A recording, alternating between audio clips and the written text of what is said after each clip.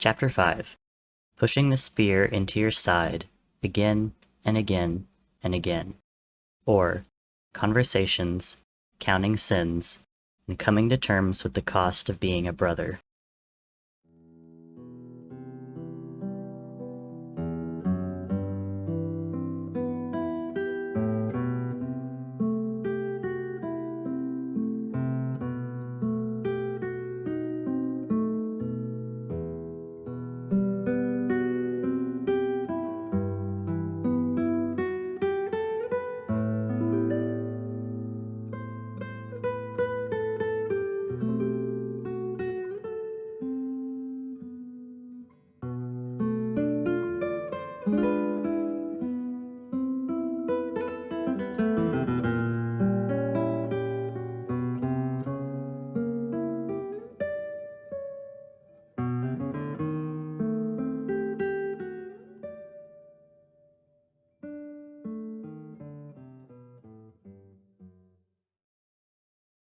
He first held Tommy in a sunlit room. He had come earlier than expected, and was such a small thing, so much smaller than his brother had been. The midwives had told them that there was a chance that they could lose him within the hour, and his wife had cradled their newborn son against her chest, sobbing against his pale skin.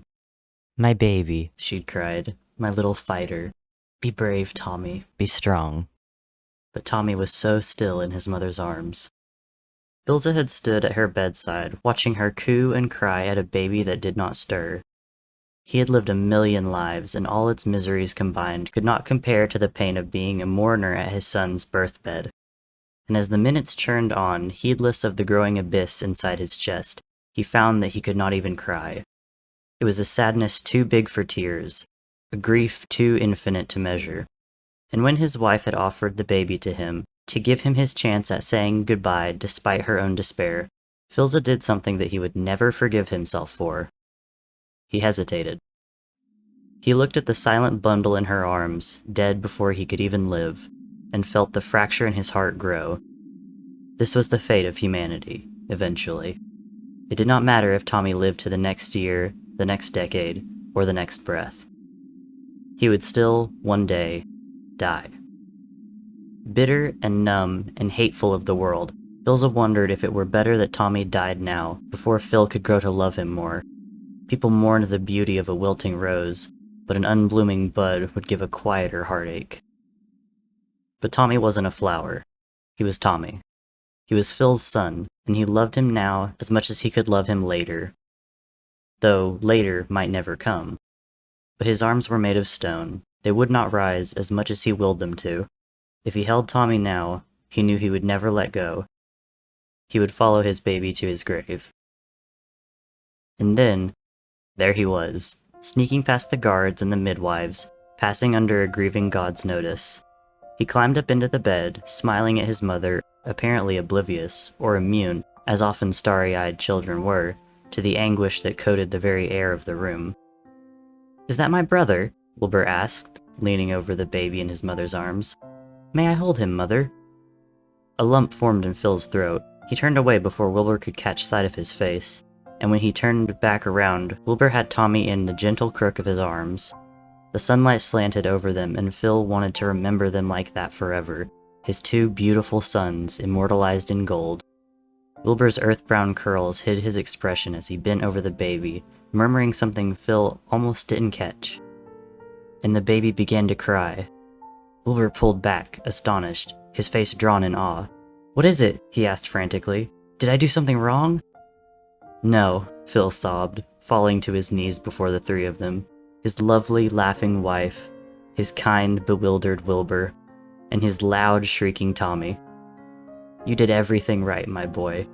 You're perfect." Now Wilbur held his brother, a baby no longer, but still so small, to his chest as they walked through the quiet, empty camp. Wilbur spoke the words that he'd first spoken to his brother all those years before, over and over, like an enchantment or a prayer to bring him back to life once more. "I will love you forever. I will love you forever. I will love you forever." But this time, Tommy did not wake up. and Philza was still made of stone.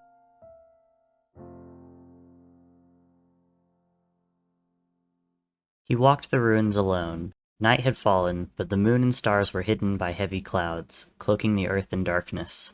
The sky itself was in mourning. Tubbo moved through the gloom, the torch in his hand creating shadows that seemed to reach out toward him like helpless ghosts. He stepped mindlessly over the rubble, his feet meeting dirt and stone, and sometimes the flesh of a fallen comrade. Or an enemy. But did that matter anymore? They had not been as lucky as him. His ears were still ringing from the explosion, and his bones felt like a house of cards, one whisper away from collapsing. But he was alive. He was alive when all the others were not. When the dust had settled and the survivors had come crawling out of the wreckage, Tubbo had counted. They had been warned, of course. They had heard the king's signal and ran as fast as they could, but not all of them were fast enough. The royal army had left the capital city with 20,000 soldiers. In the end, only 800 remained. Not all of them had been lost to the explosion. Most had already been dead by the time the mountains fell, slain by enemies and their cavalry. But the smell of sulfur still hung in the air like an accusation, following Tubbo as he made his rounds.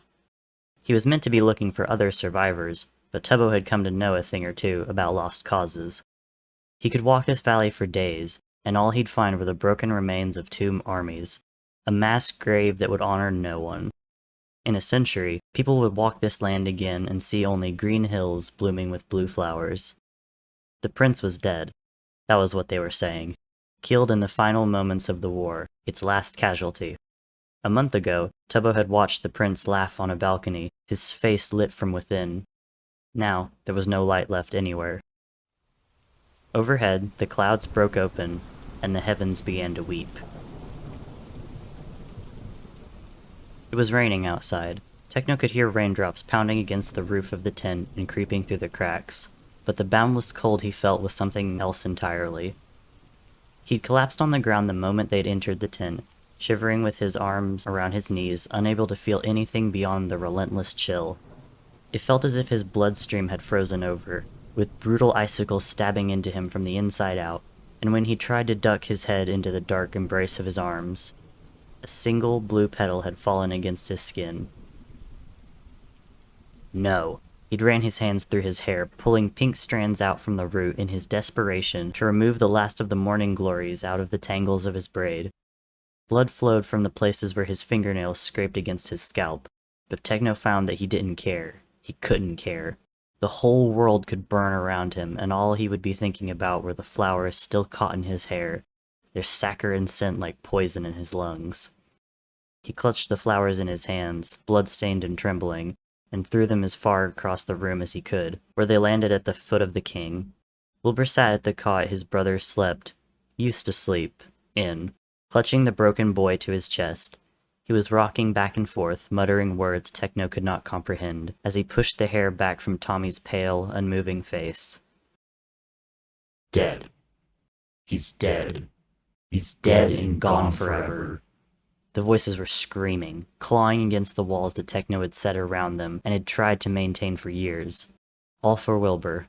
All for Tommy. Now, one of them was dead, and the other was dying. There was no doubt about it. Wilbur would not survive this. And neither would Techno. Blood, the voices demanded. Blood for the blood god. His hands curled into fists, so tightly his nails broke the skin of his palm. Blood trickled down his hands, but it would not be enough. He wanted a massacre. He wanted violent vengeance. But there was nothing and no one on the other side of his anger. All their enemies were dead. There was nowhere to go but inward. Techno's knife was still lodged in Tommy's chest, in Tommy's heart. Your fault, the voices began. Blood follows you everywhere you go. Did you really think you could outrun it? He thought he had. By gods, for once in his damned life, he thought he'd finally found somewhere safe. Somewhere where no one knew his bloody past, or cared. Somewhere with clear skies and a warm garden, where he could pretend to be something he could never be. Mortal. Now it all came crashing down around him. His farce, his naivete. This was the cost of those halcyon days. He should have left the first chance he got. He should have never met them at all. Wilbur? The name scratched his throat. He could barely hear himself speak. He tried again, putting as much strength in his words as there was left in him. Wilbur, let him go.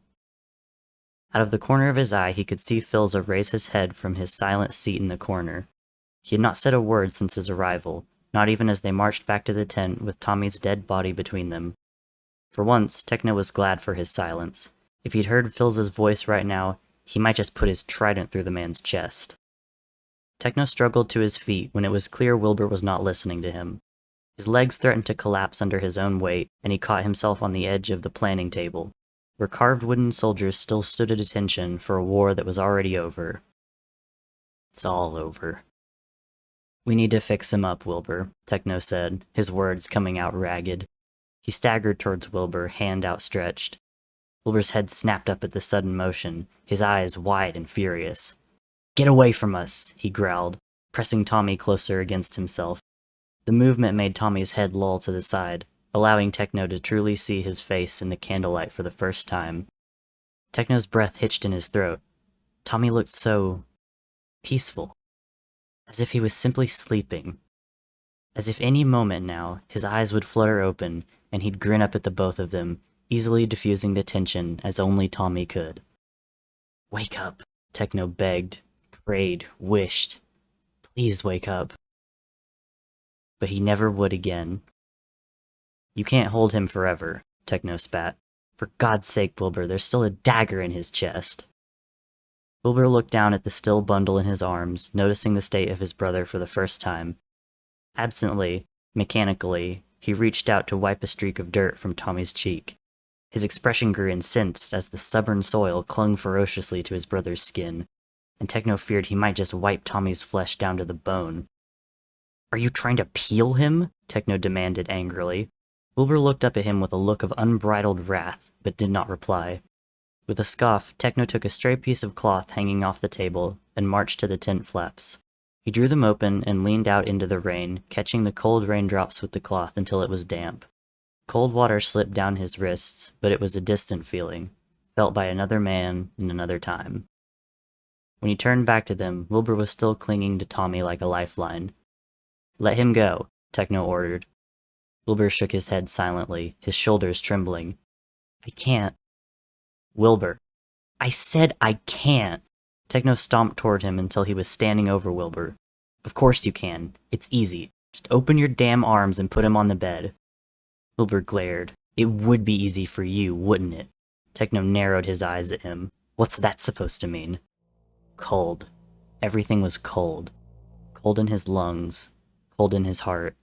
Cold in the very depths of his soul, if he still had one. Cold from the rain. Cold from Tommy's skin. Cold from Wilbur's damning eyes. Thunder cracked in the distance. It was going to be a long night. It's easy, he had said. Just open your damn arms. Wilbur didn't know if he wanted to laugh or wail at Techno's words. There was nothing easy about anything anymore. Every breath felt like inhaling broken glass. Every thought was a raging shriek. There was blood in his mouth from where he'd bitten the insides of his cheek just to keep himself from screaming. The gods did he want to scream. He wanted to tear the whole world apart with his bare hands, burn and salt it, leaving nothing behind, not even one whisper of what once was. It did not even deserve the memory of Tommy. You heard me, Wilbur hissed at the man standing before him, both of them glowering but not truly seeing each other. Everything comes easy to you, doesn't it, blood god? Techno's brows drew together in anger. You don't get to throw that back in my face. Not tonight. Not after everything I did for you. Wilbur's arms trembled. He looked down at his brother's sleeping face. Sleeping? Sleeping. He isn't sleeping. He's dead. Dead. With a rattling breath, Wilbur traced the curve of Tommy's cheek, stopping where it used to dimple when he smiled. And then Wilbur looked down, where a knife still jutted out of his chest like a violent reminder. Fresh tears stung his eyes, and he tried desperately to blink them away before they could fall, but still, a rebel tear found its way down his face, carving his dirty cheek in half. Death. Such a small word for such a big thing. Wilbur hadn't even wanted Tommy on the battlefield in the first place. He had planned to leave Tommy at the castle, where he would be safe behind walls and his own personal army of guards. But Techno, goddamn Techno, had talked him out of it. Tommy's stronger than you'd like to admit, Techno had said, and smarter than anyone gives him credit for. And if you leave him behind, you will not only lose an irreparable asset, you will also lose your brother's love. Don't stand there and tell me that Tommy will allow you to fight this war without him. What will you do when he inevitably protests? Lock him in his bedroom? Shackle him to the wall? You tried to protect him once before, and look where that got you.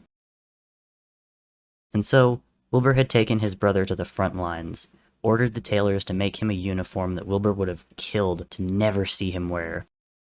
And then he'd sent his brother, his baby brother, his Tommy, off to slaughter. And now he was dead.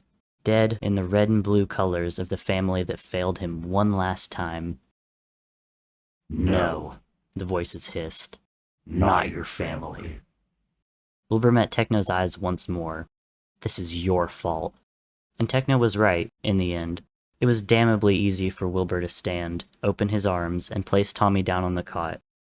Before, his body had moved on its own, but this time, every action was deliberate.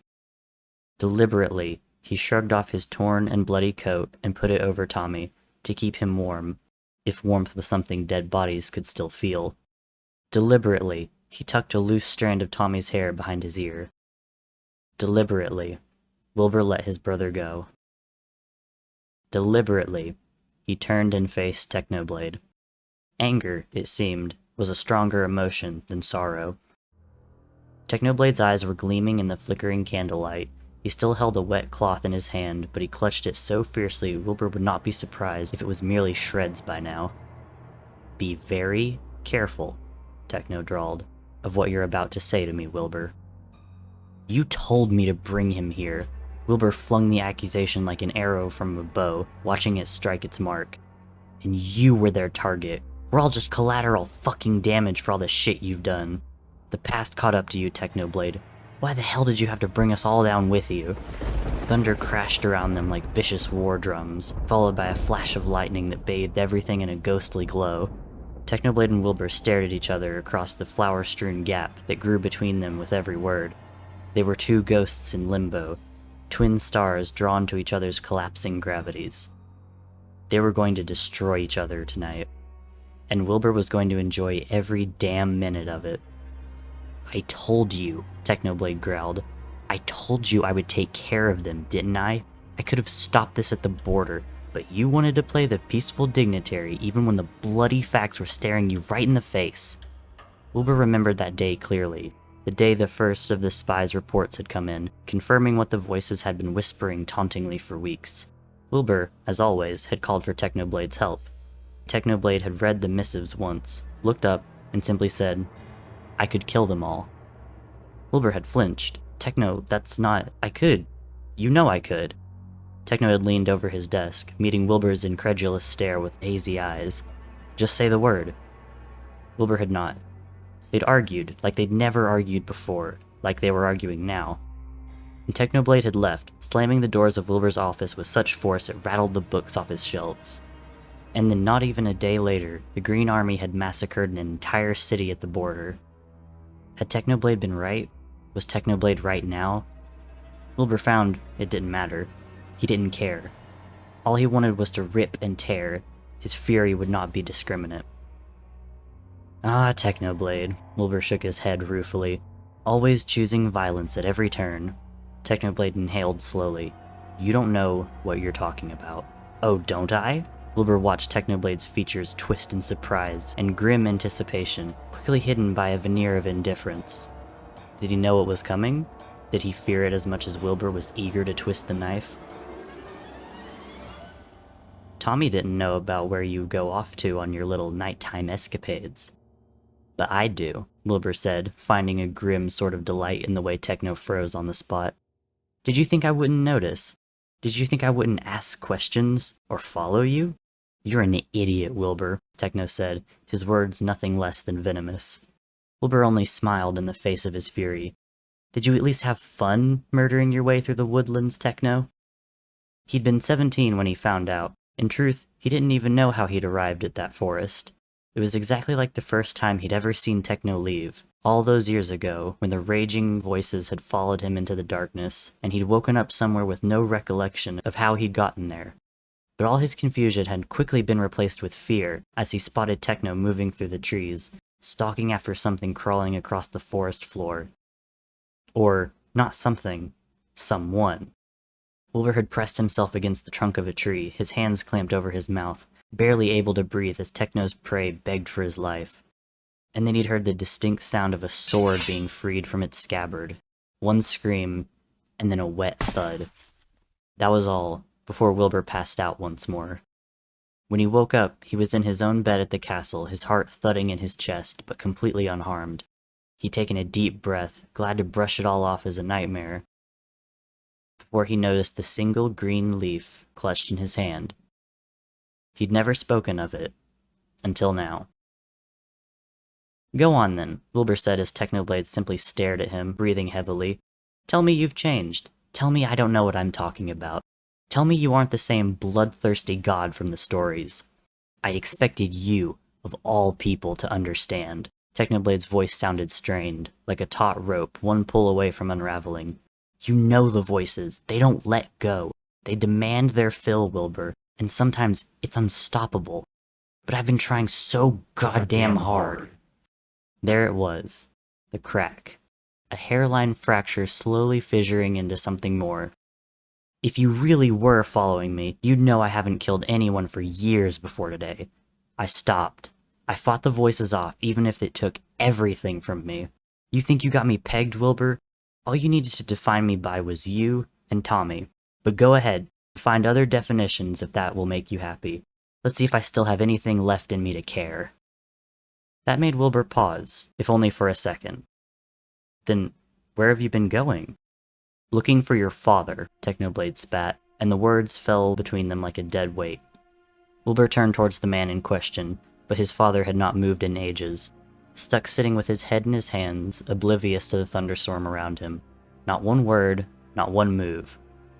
Of course, he thought bitterly, taking in his father's slumped shoulders and the obsidian wings tucked close around him.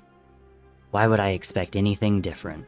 Wilbur wanted to feel angry at him, wanted his vision to go red every time he caught a glimpse of his father's golden hair in his periphery, but he only had his pity. Wilbur had not seen his father in years, but looking at him now, he didn't see the cold, distant king of the past. He only saw a pathetic excuse of a man, someone who'd abandoned his sons, who'd only returned after all the hard decisions had been made. And Wilbur had been forced to make them. He didn't want to spare a single thought more on the laughable sight of his father sitting leagues away from Tommy's body, not even bothering to meet the eye of the only son he had left. That's right, Techno said roughly, catching Wilbur's attention once more. The blood god stood with his fists clenched at his sides, trembling with fury. Wilbur had never seen his eyes so hateful, not even when he was carving his way through the battlefield. Wilbur reveled in it. I went out every night for years, ignoring the voices, ignoring everything to look for your father, to give him back to you. Because I saw you. Every meal you missed, every hour you spent studying politics instead of sleeping, every time you felt you were choking. I saw it. I was there for it, and it killed me. So I went off to look for someone to help you. I tried telling you I'd changed. I only bite when my family's in danger, but you still see me as some sort of rabid dog. All those people I did kill in the forest? They were criminals, Wilbur. As if that changes anything. Tell that to the army you just blew to smithereens. You set the explosives, and you gave the order, so where does that leave us?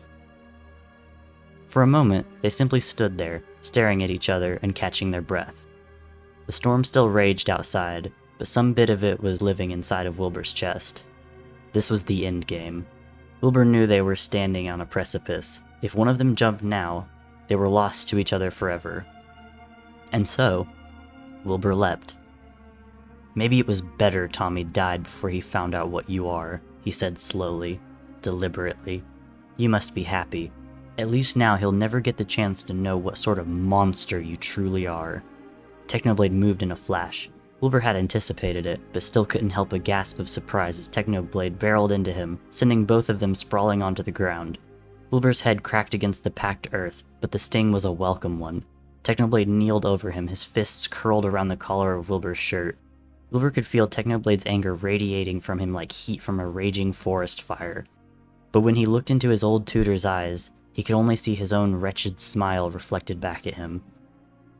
Technoblade pulled one fist back, his entire body trembling. "Go ahead," Wilbur said. "Prove me right." There was a split second where Wilbur thought Technoblade might simply leave, like Wilbur had always known he would, eventually. And then, his fist collided with Wilbur's face.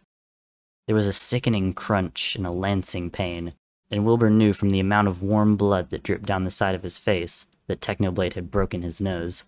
Wilbur leaned back, looking up at Technoblade with wide eyes. Techno stared down at him with equal shock, the anger briefly ebbing from his face to reveal a genuine worry. Technoblade began, but Wilbur cut him off with a derisive snort. "That all you got, blood god?" he said, and promptly kicked Technoblade off him. Technoblade went flying and crashed against the cot right behind him. Wilbur's breath caught as he watched the cot tremble and then collapse. "No!" Technoblade reached his arms out, but he wasn't fast enough. Tommy's limp body fell to the floor with a hollow thud. For a moment, all was quiet. There was only the distant rumble of thunder, so far away now, as Technoblade and Wilbur simply stared at Tommy's body, lying in the dirt before them, like abandoned refuse, like a toy once loved, now broken, discarded by a careless toddler's fickle hands. He hated himself for it, but his first instinct was to search the room for his father. He met his father's eyes as the old king slowly rose from his seat, his mouth a thin line of disapproval. "Always disapproval," the voices hissed. "Even now. Especially now." Wilbur wrenched his gaze away from his father's, only to be met with Technoblade's, his pale face a study in grief. "What the hell did we just do?" Technoblade whispered, almost too quiet to be heard over the pounding rain. But Wilbur was already rushing to his feet. Before Technoblade could say another word, Wilbur ran. "Don't." The warning was soft, but brooked no argument. Techno stopped at the edge of the tent where he'd been readying to chase after Wilbur, turning toward the sound of Philza's voice. Philza had gathered Tommy's body into his arms, but he was looking right at Techno. "He needs his space," Phil continued, his blue eyes almost gray in the dim light. "How would you know?" Techno wanted to say, but his gaze fell and caught on Tommy. What was left of his anger evaporated into mist as he took in the state of his pupil. The blood and mud still on his skin and clothes, the dagger still protruding from his small, unbreathing chest. Phil held the boy with infinite gentleness, Tommy's head nestled against the crook of his arm, his cheek pressed against his chest, exactly like how one would hold a newborn baby. Techno wondered when the last time Phil had held Tommy like that, if Tommy even allowed him to over the age of 3, and realized it did not really matter. A father's arms never forgot the shape of a child. Not that Techno knew anything about being a father. Or a son. Techno nodded begrudgingly at Philza. "And we need to clean Tommy." Phil looked down at the body in his arms, his expression cloudy. "I suppose we should." They moved quietly, carefully. Techno grabbed the cloth he'd dropped during his tussle with Wilbur and went to wet it in the rain again, lingering in the cold to let the raindrops wash away the blood on his knuckles. Wilbur's blood. His stomach tightened as blood-stained water dripped from his hands, but in a few moments his hands were clean once more. When he turned back to Tommy and Phil, he'd found that Phil had taken the knife from Tommy's chest. "Is this yours?" Phil asked bitterly, running his hand over the knife's carved handle. "You should know," Techno said. "You gave it to me." Phil looked up in surprise. Techno could only shrug, unsure of where they stood now with each other. "It was a long time ago," Techno said. "You gave me a whole set." Yes, Techno cut him off. "During that time." For the first time, Phil seemed to look his age, ancient and weathered by his endless years. Techno could see him remembering it all, their empire of blood and glory, broken only by silent months of warm companionship. It seemed their bodies recalled just as much as their minds did, because they slipped easily into their grim work, side by side, never needing to speak a single word. As Phil combed the dirt out of Tommy's hair, Techno scrubbed at the stains on his arms and the stubborn one on his cheek. And when Techno's breathing began to slow at the sight of the jagged wound on Tommy's chest, Phil silently worked Tommy out of his torn shirt and into a fresh one that did not bear the scars of their battle. They then stepped back, surveying their work. Tommy was polished. Tommy was spotless. Tommy was dead. Of all the things that could have broken him, Techno didn't understand why it had to be the sight of Tommy actually looking clean. He'd held it together when they were walking back to camp. He'd held it together when Wilbur pinned him with accusations that simply echoed what the voices had been saying for years. Monster, monster, monster. He'd killed 1,000 men, seen allies eviscerated, and witnessed the fall of kingdoms. He'd seen Philza kneel. He'd seen the world end 100 times over and watched its people rebuild it, over and over, while he stood back, helpless, wanting to scream at them for being foolish, but also yearning, with all his might, to be able to love something enough to also love what grew from its ruins. And looking at Tommy's peaceful face was what finally made Technoblade, Emperor of Ice, Blood God, Destroyer of Worlds, cry. He stood over Tommy's body and let the tears fall. He felt himself come undone with grief and guilt, misery and madness. And all at once, he understood.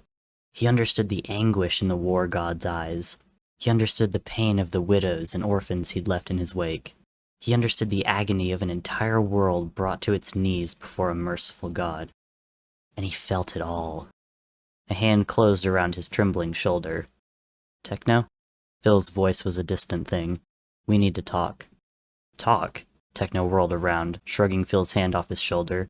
The other god simply backed away, giving Techno his space. Techno hated that almost as much as the blank look on his face. What is there to talk about? About, Phil swallowed, leaning against the table as if he could not bear his own weight any longer. About why I left. Your son is dead. The words tasted like ash on his tongue. His corpse is right in front of you, and you want to talk about yourself? Philza flinched, but that was the extent of his reaction. This is important. You have to understand. What is there left for me to understand? It's not over. Phil's eyes bore through him. The war isn't over. Techno exhaled heavily. Don't screw with me right now. I'm done. I'm finished. Would it help, Phil said slowly, if I told you the leader of the Green Army, its general, its ruler, whatever, is still out there? Techno blinked, hot tears still stinging his eyes. What? Phil's lips drew into a thin line, a habit Techno recognized from their Empire days as something Philza did when he was trying not to scream. I left for 1,000 different reasons, Techno. When she died, I just knew. Though the pain of losing her was more than I could bear, I knew something worse would come. And it did come, sooner than I expected, but it came. He glanced at Tommy, his expression undecipherable. Her death destroyed me, but I knew the day I lost my sons would be the day I destroyed the world. His eyes slid to Techno. You understand that, I think. I do. Technoblade did not want to agree with him on anything, but there was no other explanation for the voices slowly getting louder and louder inside his head. He was beginning to lose himself. He already had, if he'd hurt Wilbur like that. It had only been a few hours. There was no telling what he could do, what he could become, later. He stared at Philza, for once realizing that the Angel of Death might be called that for a reason. We gods are different.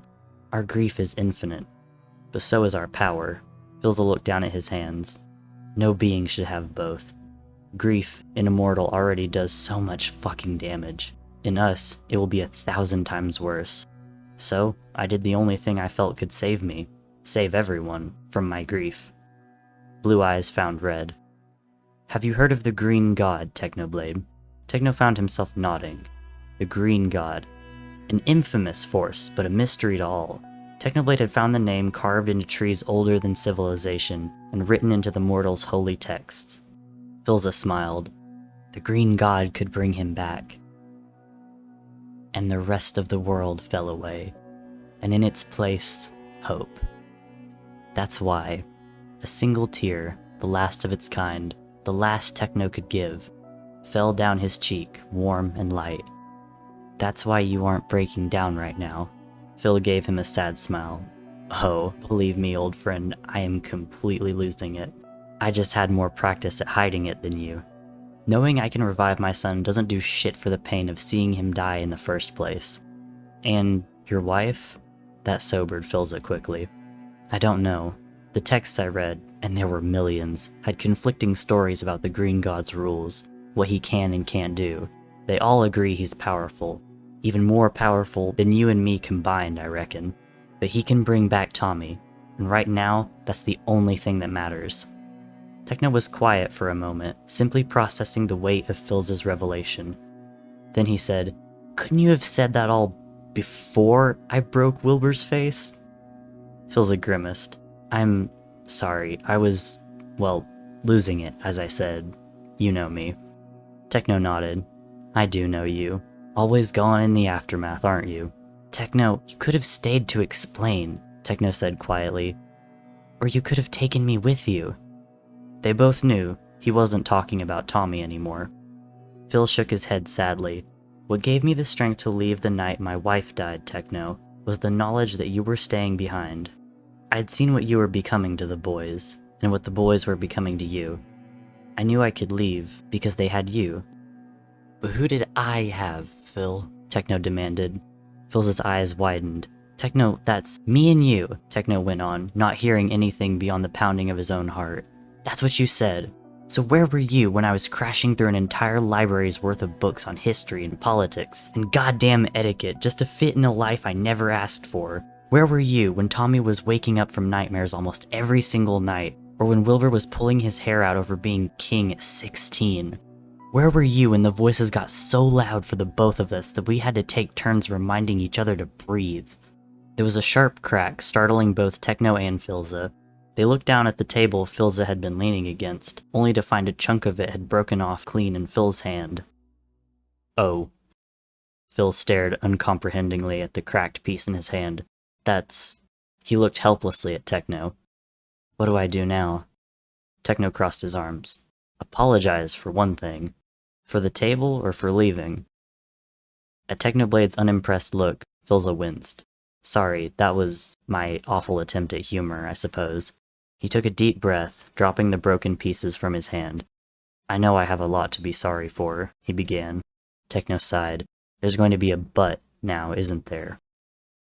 "But," Philza continued, meeting Techno's disappointed stare head-on, something close to sadness flickering over his face.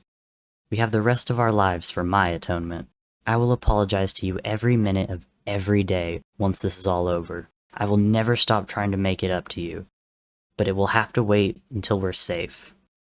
Once we're all home." He glanced pointedly at Tommy, then back at Techno. "Like I said, this war isn't over. The Green God is still out there. This was simply his invitation." An invitation? Techno thought about the thousands of corpses, enemy and ally, buried underneath the rubble of exploded mountains, his trident and whip still slick with blood. What had the war god said? "I'm merely a pawn in this game." Is this all a joke to him? Phil nodded tightly. "He's more god than the both of us." "You calling me a mortal, Philza?" "That depends," Phil smiled gently. "Do you still think it's an insult?" Techno did not reply. Instead, he turned towards the front of the tent, to the rain still raging outside. "Someone needs to find Wilbur." Philza found him at the very edge of the hill, kneeling over a cluster of blue flowers, the rain pouring over his shoulders. He seemed numb to the cold, to everything entirely, but when Philza spread his wings over him, keeping the downpour away, his dark eyes flickered up to his father. Just for a second, just for a heartbeat, but it was acknowledgement, which was more than Phil could ever hope to deserve. Techno's words echoed in his head, each syllable leaving bleeding wounds that Phil would never show. Wilbur had already suffered so much, too much. Phil would rather die than add to that. Whatever apology he could come up with now would be meaningless. A small, pathetic scratch against an iceberg of his own making. Actions, after all, spoke louder than words. and Philza was nothing if not a man of action. King at 16, Techno had said, as if it was the worst thing to be. Now, looking down at his son, Philza knew it to be true. Wilbur was holding his own hand in his lap. In the dark, Phil could just barely make out a jagged, barely healed scar on his palm. He wanted to ask a million things at once. Are you okay? Who did that? What happened? Will you ever forgive me? Please forgive me, forgive me, forgive me, forgive me. But he held his silence, even if it was the second most painful thing he had ever done. He waited and waited. He would wait until the world ended, if that's what it took. And then, eventually, Wilbur spoke. It really was meant to be. I'm sorry? Phil asked gently. Wilbur sighed heavily. Yeah, you should be. Will, why didn't you visit? Wilbur asked suddenly. Overhead, lightning arced across the midnight sky, and Phil finally allowed himself to look, really look, at his son.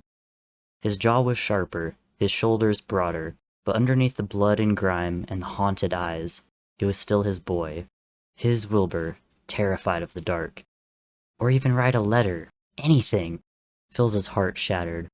Because if I did, if I allowed myself that foot in the door, I knew I wouldn't have the courage to leave again. And did you ever think of us? Of course. Every second of every day. I never thought of you, Wilbur said. Or, at least, I tried not to. It was hard. I saw you everywhere. In the paintings, in the garden, down the hallway, in Tommy's eyes, in Techno's words. He closed his scarred hand so tightly that the wound opened once more, spilling blood onto the grass. But what's strange is that I never saw you in me.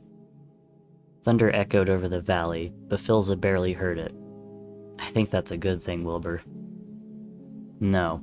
Wilbur gave a rueful shake of his head. No, it's not. And I'm tired of pretending it is. I'm tired of everything. I wish I could be just like you and leave it all behind without looking back. That was enough. Philza went and kneeled before Wilbur, his hands finding Wilbur's shoulders. Wilbur's expression crumpled, and Philza knew it wasn't just rain dripping down his cheeks. Leaving you and Tommy, Philza said, almost killed me, Wilbur. But I knew I had to spare you from exactly this. He shook him slightly, desperately, just to get any sort of emotion behind those cold brown eyes. We can bring him back, Wilbur. This isn't the end. He told Wilbur of his plans, of the years he'd spent hunting down every lead and every whisper of the green god who could rewrite history, rewind death itself. I know, Philza said. I know this doesn't absolve me of the things I've done, leaving you when your mother had just... I thought I was protecting you from my world, but I should have understood earlier. You are my world. You and Techno and Tommy. And after this, after the green god gives us your brother back, we can go home together, and you can be Prince Wilbur again, if you want. Or we could go someplace else, find a place nobody knows our names, and just be. For a while, Wilbur was silent. Speak, Philza begged. Please talk to me. At last, Wilbur said, You know, children don't really care why their parents leave. They only care that they did. It's a blessing, I suppose, that I never truly was a child, even when I was young. He nodded once, almost to himself. And how sure are you that the green god will give us anything, after all he's done? Because I will make him, the angel of death vowed. Wilbur scoffed. Right. Techno told me about you, you know. Well, I guess you told me about Techno first, with your bedtime stories. Every time I prayed to the gods, I've only ever been praying to you. I'm not much of a pious man now, Wilbur gave him a ghost of a smile, but I suppose faith is stronger when tested, right? Before Philza could say anything, Wilbur threw his arms around his father, pulling him into an embrace. Philza stilled, a frozen, unmoving statue in his son's arms. And then he cracked. He leaned into Wilbur, his own arms going around him and pulling him close. He still remembered the last time Wilbur had allowed himself to be hugged like this by his father. He was older now, and heavier, but that would never matter. Phil had never forgotten his initial hesitation at holding Tommy, that shame would follow him forever. But after that, he promised to hold his sons for as long as they would let him. and he had sworn never to be the first to let go.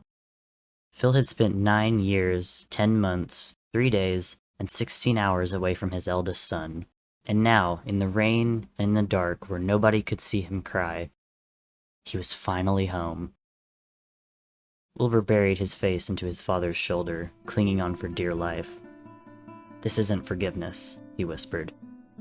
"I know," Philza whispered back, "and you have a hell of a lot more explaining to do." "I know. And when we get Tommy back, you'll have to bend over backwards to appease him. That boy holds grudges longer than I do." "I know, Wilbur. I know." Phil felt Wilbur nod against him. "Then that's where we'll start." When they returned, Technoblade was waiting at the mouth of their tent, the light behind him making him barely more than a shadow. In his left hand was a roll of bandages ready for Wilbur's nose. Wilbur found himself grinning, a quip already on his tongue, but was silenced as Techno crossed into the rain and wrapped Wilbur in his arms. Wilbur sank wordlessly into the god's embrace, and both of them were finally warm. Forgiveness came easily, with brothers after all. The Angel of Death looked on quietly. He would not be welcome for this moment, not when there was too much between the three of them still.